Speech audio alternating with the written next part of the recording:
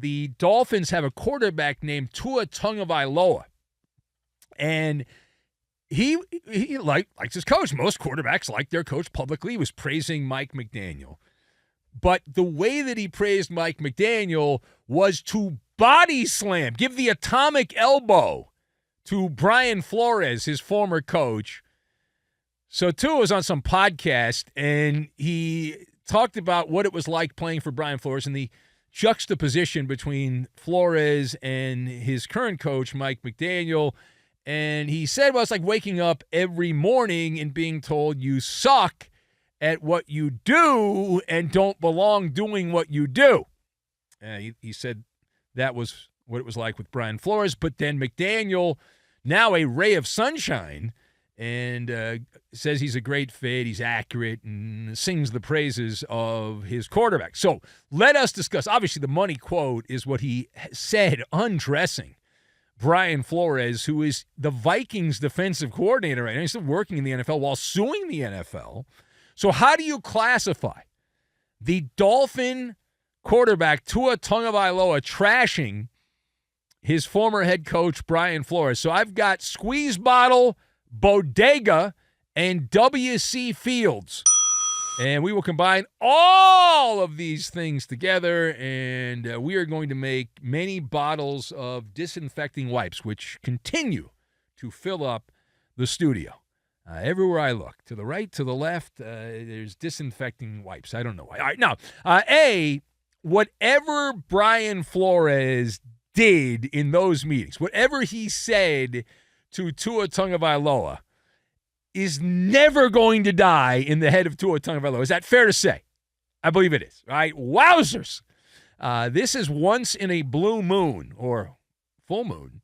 What a traumatic event, whatever this was for Tua, for him to go public. It doesn't make him look all that good, right? It doesn't make Tua look like the good guy in this. And he violated the standard decorum of the NFL. Now, the standard decorum of the NFL is normally you never give a straight answer. Even when you hate someone, you use diplomacy. We all know it, right? It's like politics. It's the same bull crap, right? It's just sports. It's the same nonsense. You mix together a word salad. You toss in some extra veggies. Maybe you put some Thousand Island dressing. You stay away from the ranch because that's the devil's blood. Not Tua. No. Not Tua. Tua, he went to the top rope and said, watch out below, a scorched earth. And he hit the daily double. He hit the daily double because not only does he get kudos for praising his current coach, Mike McDaniel, but he delivers that sucker punch to the solar plexus of his former coach. It has been several years since Brian Flores departed Miami. And still, it stings like a hornet just attacked him. A nest of hornets attacked Tua Tagovailoa. Now, it's fair to say that Brian Flores was not a player's coach. I'm really going out on a limb. I'll put my neck out there. Not a player's coach. That they did not see eye to eye, quarterback, coach, vice versa. As Grantland Rice, the old sports writer from years ago, said, styles make fights. He was talking about boxing, but it also applies to coaching. And it is pretty obvious here, and this is why it doesn't present Tua in the greatest light, that Tua is announcing to the world he's a softie. That's what he's doing. Tua's announced to you and to me that he would prefer the Busy Bee honey. He wants that squeeze bottle, the one that looks like the bear. He wants that, and he wants to squeeze the honey.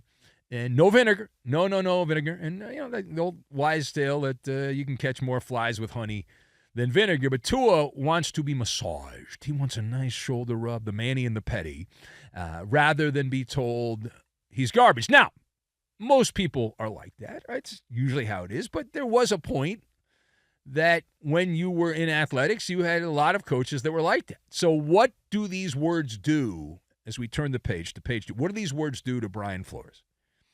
So he can dismiss them and say, well, it doesn't matter. This is just a guy who's soft, and Tua's driving the Mr. Softy truck. This is a guy that was exposed in cold weather by the elements there in Kansas City that he can't handle a little adversity, and Brian Flores was trying to toughen him up. He could say that, but it really depends on which side of the aisle you're on in the multiverse, because Flores can argue that he's from the old country when it comes to coaching. He's a straight shooter, and there's not sugarcoat, all those phrases, right? All those phrases would apply, and I generally appreciate that. Not always, but for the most part, if I had to pick, I'd say 8 out of 10 times I would pick the straight shooter.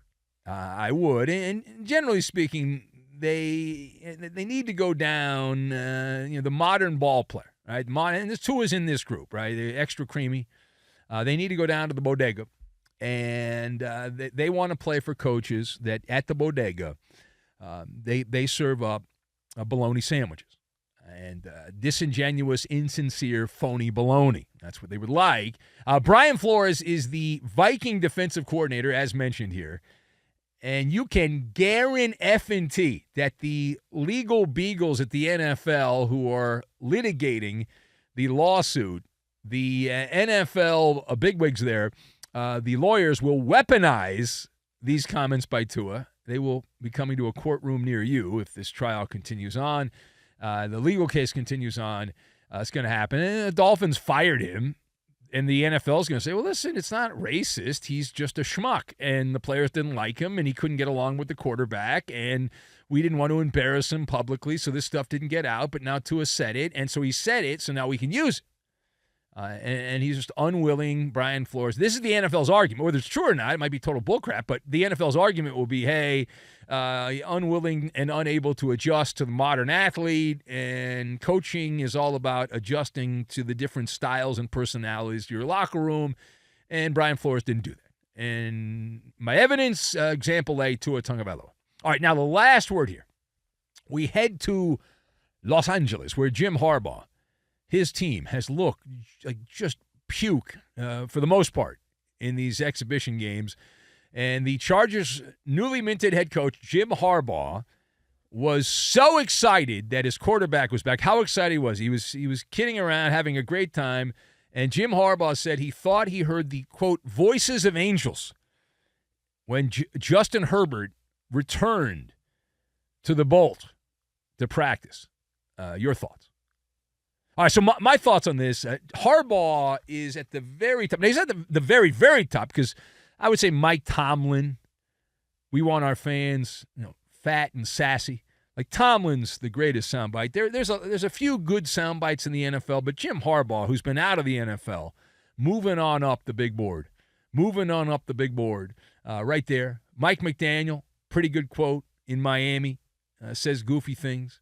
I would have Tomlin out in front by a pretty fair margin at this particular point for goofball commentary. But Jim Harbaugh is text a quote. Used to be dial a quote, but now it's text because we don't really call anyone. It's just we dial people or we text people. We don't dial them up. So it's text a quote. And Harbaugh sounds a lot like one of my favorite people from old Hollywood, W.C. Fields. I was lucky enough last year. I had a TV show, and we taped it on the Universal lot, not the amusement park, the lot. And when I would drive there, I drove down W.C. Fields Road, which was awesome because he has, to me, the single greatest quote that sums up what I do for a living and what so many gas bags and blowhards do for a living. And Jim Harbaugh's living the life. The quote from W.C. Fields is, if you cannot dazzle them with brilliance, baffle them, I'm cleaning this up for the radio, with bullpucky. And that's essentially what Jim Harbaugh's doing, right? That's what he's doing. The way the Chargers offense has looked, Herbert's the great savior, right? He's a franchise quarterback. Yet, here's the odd thing about this. Everyone I've chatted with who's got any kind of inside intel on the Chargers, Jim Harbaugh wants to make the Chargers a ground and pound team. He wants to have the focus on the running game and power football, and he thinks that's how the Chargers are going to be able to win cold weather games at Arrowhead Stadium or in Baltimore in the playoffs, and he wants to bring that Midwestern Big Ten style of football to the Chargers. Now, can that play in a dome stadium in the hood in Inglewood? I don't know. We'll find out, but yeah, good luck on that.